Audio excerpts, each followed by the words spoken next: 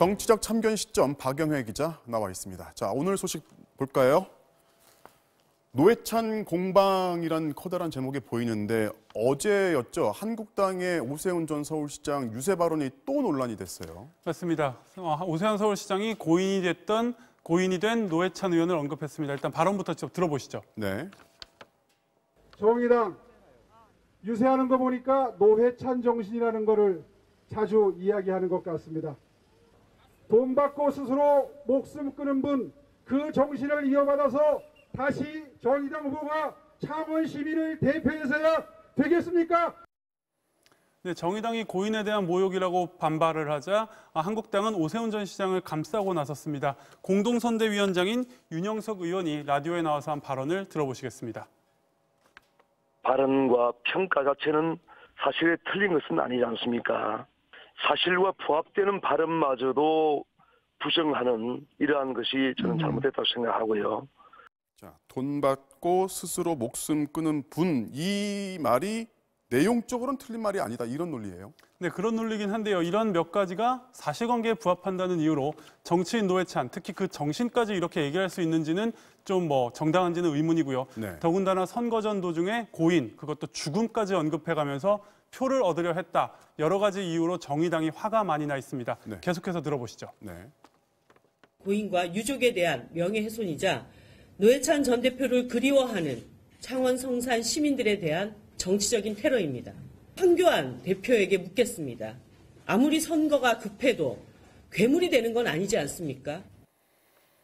자, 사실 정의당 입장에서는 고 노회찬 의원 하면 이제 가장 아픈 상처로 지금 남아 있단 말이죠. 근데 지금 한국당이 이 상처를 건드린 게 사실 처음이 아니에요. 예, 한 달 정도 됐습니다. 황교안 대표가 취임하자마자 정의당 이정미 대표를 만나 처음 인사하는 자리에서 고 노회찬 의원이 수사 대상이 됐던 드루킹 사건을 언급을 했습니다. 분위기가 갑자기 싸늘하게 식었었고요. 네, 저도 사실 이 장면이 기억이 나는데요.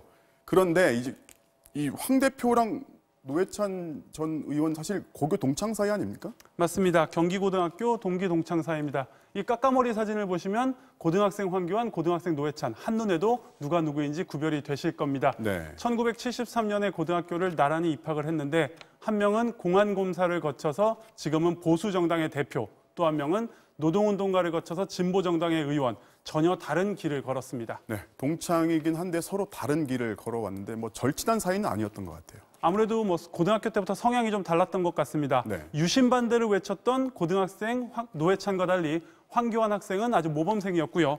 고등학교 3학년 때는 이렇게 학도 호국단 연대장을 맡았습니다. 네. 노회찬 의원이 살아생전에 주변에게 고등학생 시절을 회상하면서 황교안 대표가 목소리가 참 좋았다 이렇게 말했다고 합니다. 정의당 관계자들이 전한 얘기입니다. 자, 내일 선거 결과가 어떻게 나올지에 따라서 참 여러 평가들이 나올 수 있을 것 같아요.